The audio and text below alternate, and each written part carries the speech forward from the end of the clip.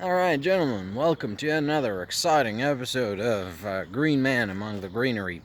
And today we're going to have to talk about civilizational life and death, civilizational cycluses, and how to tell the difference between living and dead civilizations. A lot of people are out there saying, oh, the West is done, the West has fallen, millions must die, the West is nearing the end of its civilizational cycle, all these things. And anyways, I beg to differ. I think that actually we have seen some evidence in the past 3 years that the West is actually a lot more living than anyone seems to have anticipated, and that at least compared to other civilizations, it is still kicking. It is still engaging in all the vital functions of a civilization. The past 3 years we have seen, of course, the major war in Ukraine, but now we're also seeing a developing conflict in the Middle East. And in the Middle East, I mean, they're basically fighting all the time. That's nothing new. But a very interesting difference can be observed. So, when Russia attacked Ukraine in 2022, in fact in 2014, but the full-scale invasion began in 2022, what we saw was the entirety of the Western world sprang into action, galvanized to help Ukraine survive the onslaught. Now, it wasn't sufficient. The reaction is not sufficient, and the Ukraine, the aid which Ukraine gets, is still not sufficient, not fit for purpose. But it is there, and it's coming from really the entirety of Western civilization. And while the governments of Western civilization have been reluctant to supply the sufficient aid, to supply the sufficient weapons, the people of these populations are, well, like someone pointed out, that 70% of Americans support aiding Ukraine and helping Ukraine defeat Russia. When's the last time 70% of Americans have agreed on anything? That's damn near universal in a country which is as divided as the United States.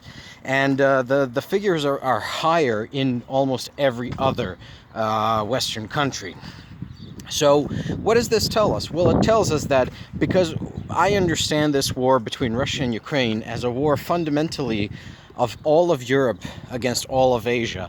Russia standing in for Asia, and increasingly no longer just standing in, but the Russian coalition including all of Asia.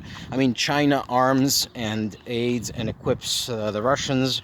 North Korea sends soldiers. Iran gives munition and shaheeds, also North Korean munition. A lot of other Asian countries are, and of course African countries, Middle Eastern countries, they're on the side of Russia. They support Russia.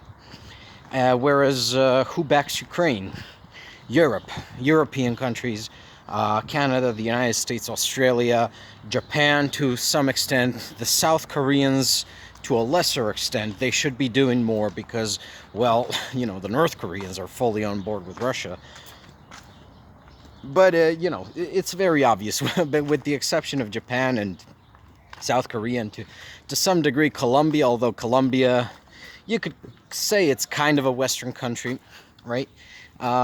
This is a war of Western civilization against, whatever rough beast slouches towards Petersburg to be born.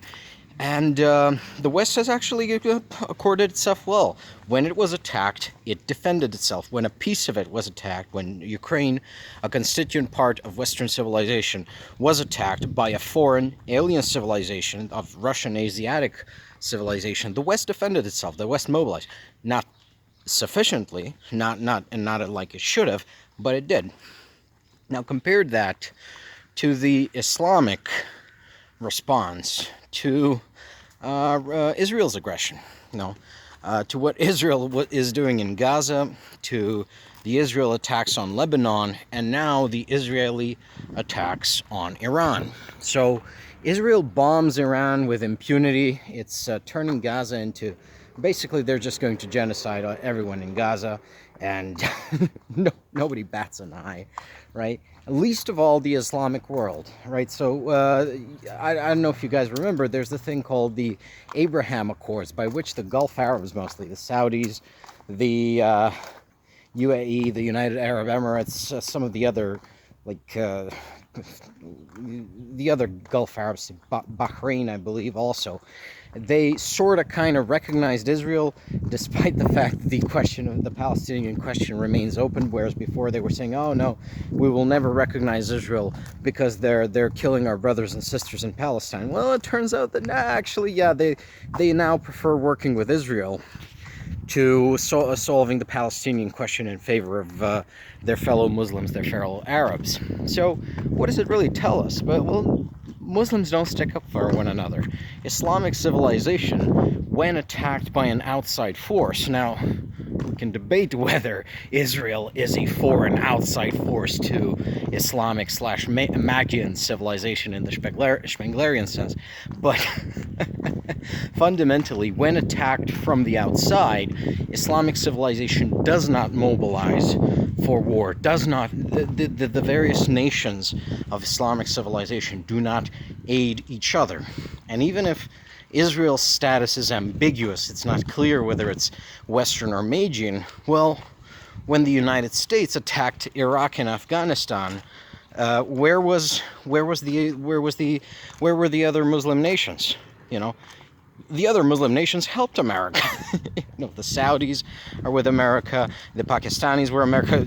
America's invasion of Afghanistan would not have been possible without the Pakistanis aiding and abetting it. So, and the Pakistanis are, well, a lot of them are actually of the same ethnic group as the Afghans. I forget the specific name. I believe, yeah, Pashtuns. A lot of them are Pashtuns, and Pashtuns are the dominant ethnic group of Afghanistan. So, yeah, go figure.